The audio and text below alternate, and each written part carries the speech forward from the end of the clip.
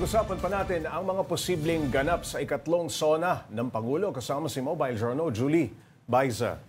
Julie, 2 weeks na lamang, SONA na. Kapit na. Kanina lang, pero may pahayag si VP Sara, kanina. At sinasabi niya, hindi siya dadalo dito sa SONA ni PBBM. At may binanggit pa siyang designated survivor, Magkamali tayo. Designated survivor. Hindi ko rin naman maintindihan niya. May reaksyon na ba dito ang Malacanang? Ano raw ang kanyang sasabihin tungkol dito?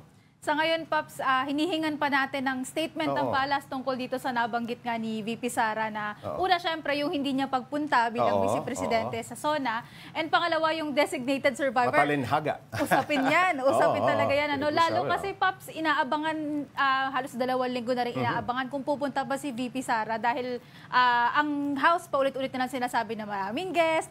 Ito, in terms of numbers, ito yung biggest daw na dadalo nga sa SONA. Pero ngayon nga, yan, natuldo ka at nagsalita na hindi dadalo si VP Sara. Doon sa designated survivor, tingnan natin anong magiging interpretation ni PBBM. Ikaw ba? Anong tingin mo doon? Well, yung movie, yung may patungkol doon sa pelikula. Oo, tungkol doon. Kasi parang hindi na ata ito yung iisang beses na nabanggit yung designated survivor. Dati merong nag-file ng bill, kung hindi ako nagkakamali, tungkol dyan.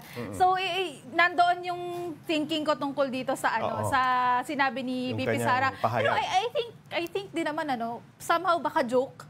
Hindi natin alam. Hindi natin alam yung konteksto kasi maiksi lamang yung clip. Maiksi yung clip at saka hindi din natin alam paano yung ano ba yung previous question before that, kung pwedeng nagbibiroan. Kasi minsan si VP Sara actually, kapag may mga ambush interview tayo nung campaign sa kanya, medyo may time may talaga bitaw siya na mga parang wala lang. Biro ba yun? Or nagbibiro nga siya, ganyan. Julie, naging issue din yung 20 million pesos na budget. Nung una, sabi, sa food lamang ito. Ito ba, may mga paliwanag at paglilinaw na ba ang Malacanang tungkol dito?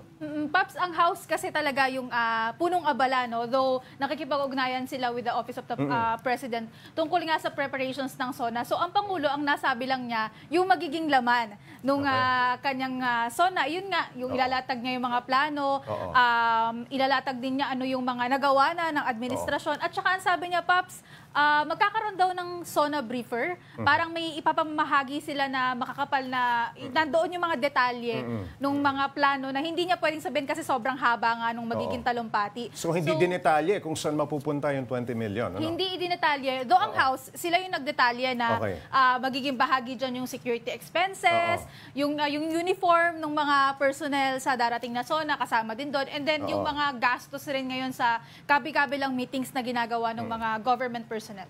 Julie, tungkol naman dito kay Pastor Quiboloy, may 10 million na siyang patong sa ulo. Pero sabi ng abogado niya, posibleng nasa China na raw siya. Anong masasabi ng palasyo? Ang sabi ni BBM, magpakita ka. Di ba? Yan ang sinabi niya tungkol doon sa kay Pastor Apollo Quiboloy. Ang sabi ng Pangulo, harapin daw ni Quiboloy yung batas. Sumarap siya sa mga kaso na isinampa laban sa kanya. Ang sabi nga tinawag nga niya fugitive actually kasi nagtatago nga daw sa batas. So maituturing ng fugitive itong si Pastor Quiboloy. Ito bang pagtugis kay Quiboloy ang dahilan kung bakit maya't-maya ang balasahan dito sa Davao PNP? Ang PNP ang sumagot. Ba yan? Ang PNP ang sumagot dyan, Paps. Ang sabi nila, di nga daw malayo na mahaluan ng kulay. Gawa ng may mga nangyayaring ang ganitong hindi political mahuli issues. Kung may mga particular na naka-assign sa kapulisan. Oo. Pero ang sabi ng PNP, hindi daw yan, wala daw politika na involved dyan. At talagang ang tinitingnan nila is yung credibility, kung ano yung magiging contribution ng specific na police official para doon sa Davao. On a lighter note, makakasama kaya sa guest list itong sina Chris Aquino at kanyang mga anak na si Josh at Bimbi. Na bumisita. Bumisita recently. Bumisita kay First Lady, First Lady, Diyan ang opisina, Paps, sa related labas ng kay First Lady. Yes, tita daw, sabi ni BBM. Hindi natin alam kung invited si Miss Chris, pero ang alam natin, ang sabi ni PBBM, humingi ng nagpasalamat sina Bimbi and Josh doon sa ginawang tulong ni First Lady para sa travel arrangement. May pasalubong di ba? Hindi na din alam kung ano din. Parang sinuzoom in namin, pilit namin sinuzoom in. Ano ba itong pasalubong? Baka mga tsokolate. May iba pang mga ano, may iba pang mga parang hula kung ano. Nung unang hula ko isang mamahaling brand kasi yung kulay. Okay. Pero hindi daw. Hindi. Hindi daw. Ano kaya? Tanong natin. Tanong natin kung ano yung pasalubong. Pero yun, travel arrangement daw yung inayos. So kung pauwi man sa Pilipinas, kung Correct. aabot, babalitaan kita, Paps, dahil nandyan tayo sa SONA. Ayun. Oo, abangan namin yan. Maraming salamat, Mobile Journal Julie Baiza.